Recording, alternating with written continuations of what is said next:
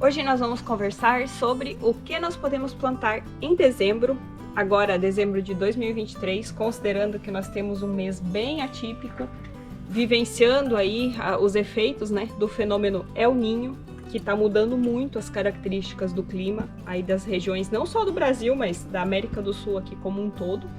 Então, nós vamos ver o que nós podemos estar semeando agora, que cuidados nós temos que ter também com as nossas plantas já maiores e como que a gente vai poder passar aí por esses próximos 3 meses, né, que são 3 meses de efeitos previstos. Então, fica com a gente nesse vídeo que ele vai estar cheio de dicas e ainda vamos responder também várias dúvidas que vocês deixaram no último vídeo do Que Plantar. Mas se você não me conhece, eu sou a Vivi. Eu sou o Bruno. E esse aqui é o canal Ser Sustentável, onde a gente compartilha com vocês as nossas experiências aqui, buscando viver um estilo de vida um pouco mais sustentável a cada dia, mesmo vivendo na cidade. Apesar de a gente ter aí um espacinho um pouco maior para plantar, mas é uma casa de cidade, é um espaço limitado, né? Tem as limitações aí do terreno e a gente vai fazendo o melhor que a gente pode, compartilhando tudo com vocês nessa jornada. E a gente sempre planta, né? Seguindo aí a organização do nosso calendário de cultivo. Essa minha versão impressa aqui tá feia, tá? Porque a nossa impressora tá precisando de um socorro. Mas enfim, a versão digital ela fica bem bonitinha, como vocês podem ver aí, o Bruno vai colocar na tela para vocês, né?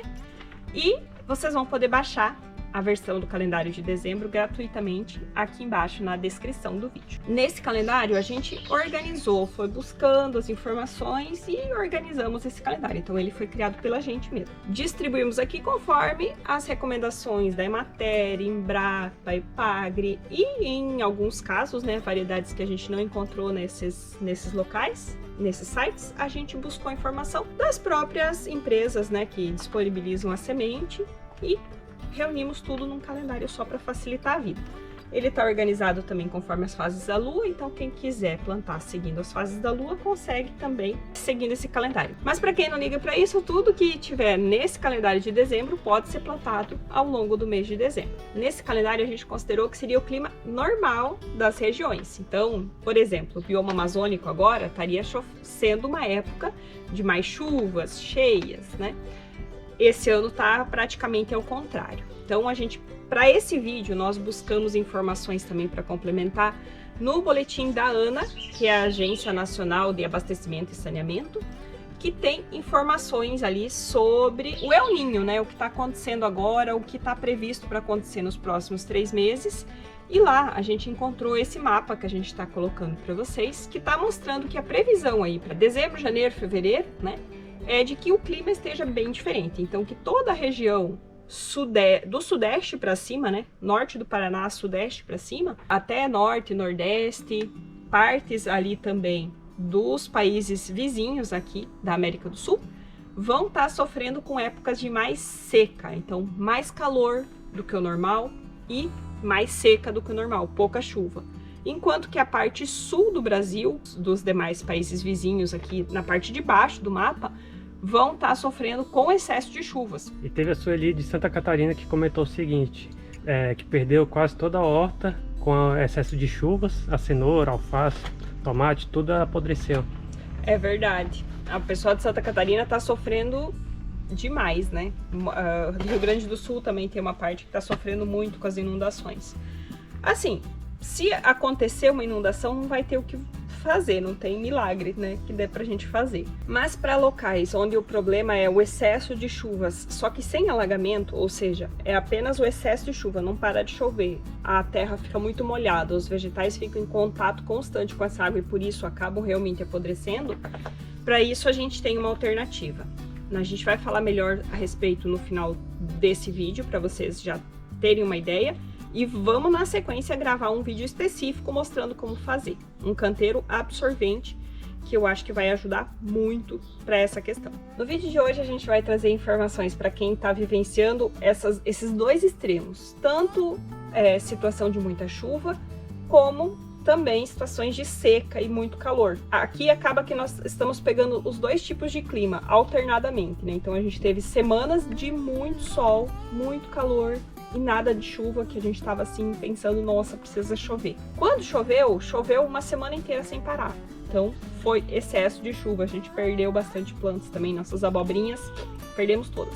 A gente tá vivenciando as duas situações e se preparando para elas. Fazendo as nossas mudas agora para dezembro, pensando nisso também. Vocês viram aí no comecinho do vídeo, né? A gente colocou um substrato para mudas comercial, aquele que a gente compra pronto. A gente usa daquela marca Carolina Soil, que é super recomendada. E eu misturo nele um outro substrato normal para hortaliças. Então eu coloco ali mais ou menos uns 50% de cada substrato. E eu agreguei um pouco mais de vermiculita. Vermiculita já é pensando no quê? Nessa situação que eu falei. Final do ano, vai ficar alguns dias sozinho, né? Então, para essas mudinhas terem aí um pouco mais de umidade, nesse caso. E como as mudas vão ficar protegidas, não vai importar tanto o clima externo, se tá chovendo ou não. O calor sim, mas o excesso de chuva não seria um problema porque elas vão estar protegidas, né? Então a gente agrega a vermiculita porque a vermiculita, ela segura bastante umidade, então ela vai ajudar as mudinhas a passar por um período um pouco maior sem regas. Outro cuidado que a gente está tendo é, você pode ver que eu não estou usando uma sementeira pequena, de células pequenininhas para semear. Eu vou semear algumas coisas em vasinhos aqui de 1 litro, certo? E outras em uma bandejinha, mas com células maiorzinhas. Com mais substrato aqui, isso também vai ajudar as mudinhas a poderem se desenvolver um pouco melhor, né? Ter mais nutrientes ali para poder aguentar um período maior aqui ainda no seu recipiente inicial, porque a gente não sabe se quando chegar a hora de transplantar, a gente ou não estará viajando, por exemplo, ou também pode acontecer de ser um desses períodos aí de muita chuva ou de muito calor, em que não dê para colocar as mudinhas na terra, que colocá-las lá é matar, como eu vou mostrar para vocês que aconteceu com as nossas alfaces. A gente plantou e elas morreram, não sobreviveram, agora por conta do excesso de calor.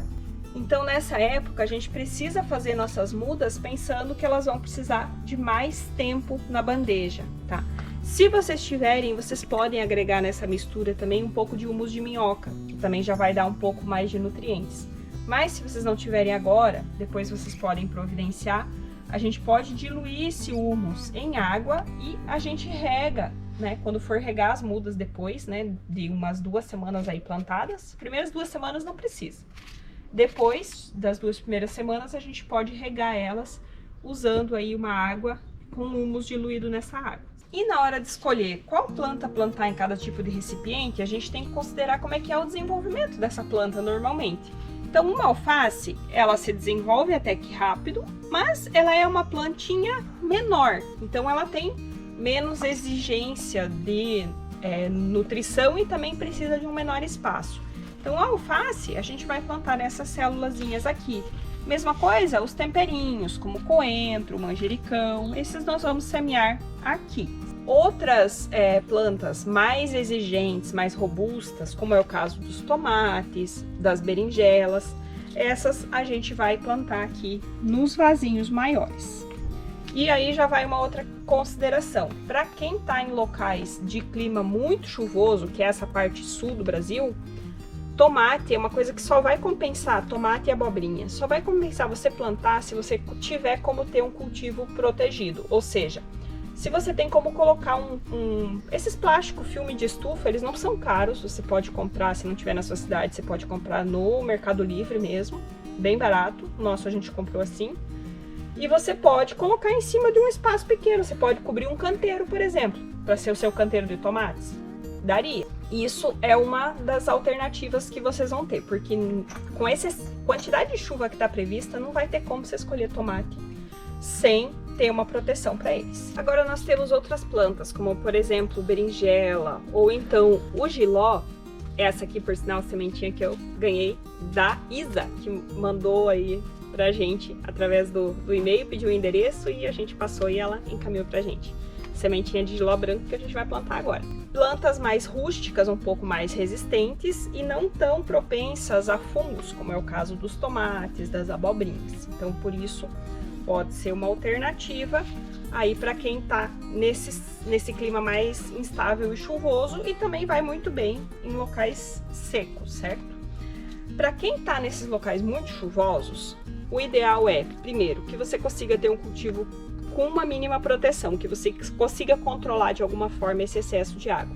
Então, colocar aí uma coberturinha com as lonas plásticas é uma saída. Quando a gente morava no litoral, nos primeiros vídeos lá do canal, na nossa casa, a gente tinha feito isso. Então, até fizemos errado, deu problema. Se vocês assistirem lá, vocês vão conseguir ter um aprendizado a respeito de como não fazer.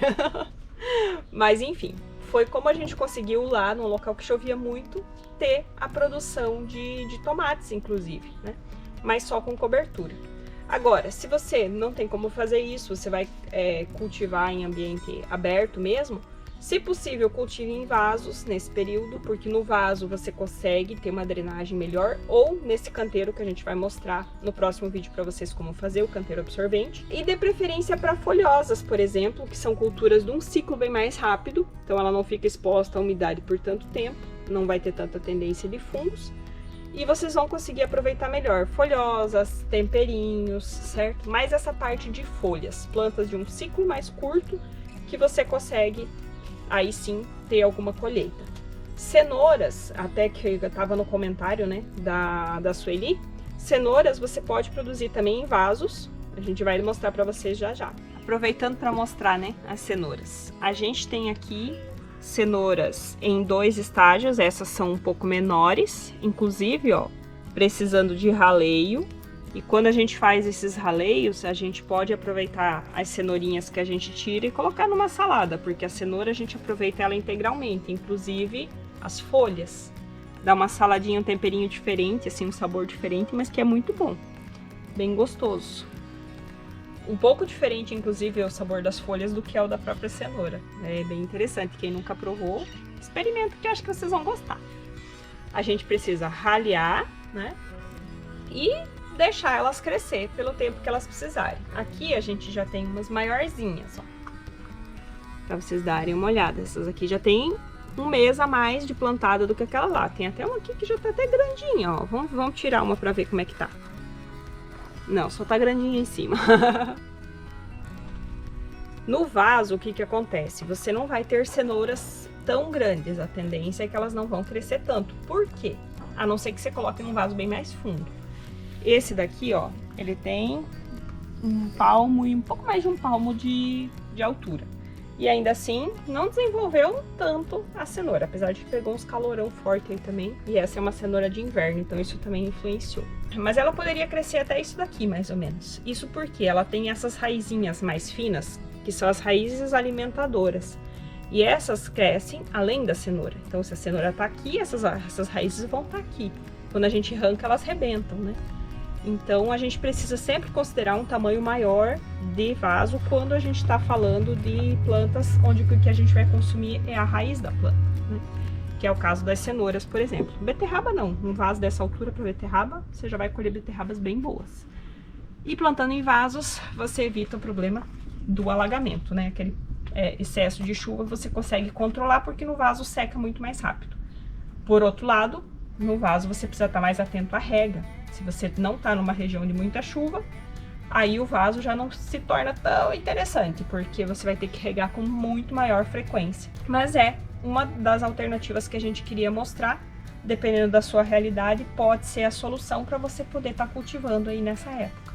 E um outro detalhe, para quem está em regiões aí de muita chuva, esse é um momento no qual não é indicado, acho que é o único momento no qual não é indicado o uso da cobertura sobre o solo, porque a cobertura ali, o solo com uma camada de grama seca, folhas, enfim, ou seja o que for sobre o solo, vai manter ele muito mais úmido, ou seja, quando eventualmente para de chover, ele não permite a evaporação de água tão rapidamente. Então, nesses casos, é bom, se você for cultivar direto no solo, não usar a cobertura. Outra questão, para quem aí vai viajar final de ano, as nossas mudinhas, né? Uma outra questão importante que eu quase esqueci de falar. Pensar em um recipiente no qual você possa ter a sua bandeja de mudas dentro. A minha aqui é uma bandejinha que ela já vem com um recipiente que não é furado, ó, embaixo. Isso vai permitir o quê? Que a gente, quando for sair, passar aí uns 2, 3 dias fora, a gente coloca a água nesse recipiente, no fundinho dele, né? E vamos colocar nossas mudinhas ali de cima. Isso quando já tiver as plantinhas, ok? Eu tô mostrando agora com água, só para exemplo. Mas eu vou tirar depois. Porque só quando ela tiver as plantinhas e essas plantinhas colocarem as raízes, é que essas raízes vão chegar lá e poder realmente aproveitar essa umidade. Se a gente deixar muito molhado agora enquanto é semente, vai apodrecer a semente, tá? Então isso aqui, só para vocês entenderem. Com vasos maiores, vocês podem tentar fazer isso em bandejas como essa, por exemplo. E aí vocês colocam uma lâmina de água no fundo, os vasos dentro, só que aí vocês precisam preencher os espaços com algum paninho, alguma coisa para que não tenha risco dos mosquitos conseguir entrar, né? Porque a dengue é um dos maiores problemas agora nessa época do ano, então a gente precisa estar muito atento a isso. Fazendo assim, 2, 3 dias, as suas mudinhas aí na saída de final de ano vão aguentar tranquilamente. Um período maior, aí você já precisaria ter alguma irrigação programada, né, que fizesse um gotejamento nesses vasos, porque em 2, 3 dias isso aqui vai secar. E a Ana deixou um comentário dizendo que mudou para o Goiás, mas está perdida com um sol muito forte. Muito calor, né? Eu lembro que tinha uma pergunta também, um comentário, né? De alguém lá do Pernambuco que falava sobre isso também, que era muito sol e quase nada de chuvas, né? Então, para quem tá nessa situação, o que vocês têm de alternativa? Uma, bem importante, instalar o sombrite sobre a horta, porque aí vocês vão estar podendo cultivar no chão, né? Não tem impedimento para isso. Mas a questão é o sol muito forte, então instalando sombrite a gente consegue driblar um pouco essa situação, ele ameniza o calor. Se o calor estiver acima dos 35 graus, constante, né? Vocês podem pensar em colocar aí um sombrite 50% sobre a horta de vocês. Se normalmente, vamos dizer, um dia ou outro o sol passa de 35, normalmente as temperaturas estão um pouco abaixo, na faixa dos 30 por ali, então vocês podem colocar um sombrite 30%, 20%, 30%, que já vai ajudar bastante.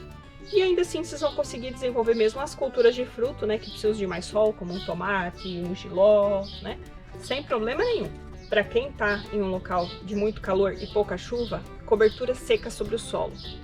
O contrário do que é para o sul, né? Coloque uma camada de cobertura o mais grossa que você puder. Tem pessoas, quem originalmente criou essa ideia de se utilizar, né, as coberturas sobre o solo se chama Ruth Stout. É uma americana, hoje já falecida, né? Mas uma senhora que por muitos anos cultivou sem sequer irrigar a sua horta. Ela não irrigava as plantas, só que ela colocava uma camada de cobertura de cerca de 30 centímetros. Se vocês quiserem dar uma pesquisada aí, vamos deixar escrito aqui o nome dela para vocês poderem pesquisar. Então assim, quanto mais grossa a camada de cobertura vocês tiverem, mais umidade ela vai ajudar a reter no solo, certo? Então quando eventualmente chover, essa umidade vai permanecer ali por mais tempo. Então é bem essencial para quem está em um local seco, muita cobertura sobre o solo, certo? Nós inclusive temos aqui um vídeo, lembrei agora, no canal, a gente vai deixar a thumbzinha dele para vocês darem uma olhada, que é o vídeo que fala sobre como proteger as suas plantas do calor. Então, no cardzinho final, vamos deixar ele também na descrição para vocês poderem assistir com facilidade. Assista esse vídeo se onde vocês tá tendo essa situação, muito sol e pouca chuva, né? Agora, falando especificamente o que pode ser plantado em dezembro, numa época normal, a gente tem aqui no nosso calendário, que vocês estão vendo, e eu quero aproveitar, ele está disponível para vocês baixarem, eu só quero aproveitar para explicar a escala de cores, certo? Porque eu vi que algumas pessoas ficaram com dúvidas no vídeo anterior. Então assim, a cor laranjada indica os plantios, mostra os plantios indicados para as regiões mais quentes, ou seja, que pega ali parte do sudoeste para cima no nosso mapa, ok? A cor vermelha é referente a quem tá sul de Minas, São Paulo, até o norte, região meio norte do Paraná também pega esse tipo de clima diferente. Do Paraná para baixo, né, então toda a região sul está representada pela cor azul. E aqueles cultivos que não tem marcação de cor nenhuma, certo? Não tem um quadradinho de cor na frente, esses podem ser plantados no Brasil inteiro. Como a gente falou antes, o calendário e a versão digital do mês de dezembro está disponível para vocês baixarem. Aqui na descrição do vídeo tem o link, é só clicar e baixar. E para o ano que vem, para o ano de 2024, a gente ainda está elaborando, já era para estar pronto, mas não conseguimos terminar. E a gente vai lançar ele, aí no caso a gente lança para venda, né, através da Hotmart, a partir do vídeo do O Que Plantar em janeiro. Deve lançar no final de dezembro ou na primeira semana de janeiro. Estamos pensando em tirar umas fériasinhas também, então tá ainda um pouco indefinida como é que vai ser a nossa programação. Mas no Que Plantar em janeiro vocês vão ter ali a possibilidade de adquirir o calendário completo para o ano todo, e isso é interessante para que vocês possam planejar, né? Se planejar, eu sempre falo isso. A gente precisa estar planejando tudo que a gente vai plantar nos nossos espaços, já que a gente não tem espaços infinitos. Então a gente tem que pensar, ó, eu vou plantar uma cenoura ali, uma cenoura vai ficar ali de 120 a 150 dias ocupando esse espaço. Quando ela sair, o que vai estar na época de plantar, né? Então você tendo essa informação do ano todo, você consegue se organizar melhor. E sempre é um valor bem baratinho. Lembrando que no nosso próximo vídeo nós vamos mostrar como fazer então a cama absorvente, né? O canteiro absorvente, que nós vamos usar essa caixa aqui de isopor para fazer, vamos aproveitar, mas você pode fazer com qualquer tipo de caixa, balde relativamente grande que você tenha. Inclusive pode ser construído também no chão, com madeira e fazendo o isolamento ali com lonas. A gente vai explicar melhor sobre isso no próximo vídeo então para vocês, porque essa é uma ideia bem interessante, tanto para quem tá em local de muita chuva, porque ele vai conseguir ter suas plantas sem ficarem encharcadas, mas também para quem está num local muito seco, porque esse é um tipo de canteiro que mantém um reservatório de água no fundo para fazer uma irrigação aí por capilaridade das plantas. Então ele é muito, muito interessante para os dois povos aí, para nossa América do Sul inteira nesse caso, certo? Então acho que vai ajudar todo mundo a poder passar por esse período e cultivar, e vocês vão poder adaptar com aquilo que vocês tiverem aí na casa de vocês, tá bom? Então não deixe de assistir.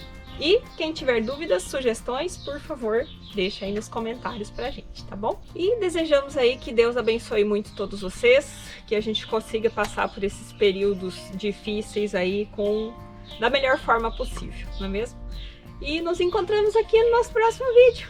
Tchau, tchau! Valeu, galera!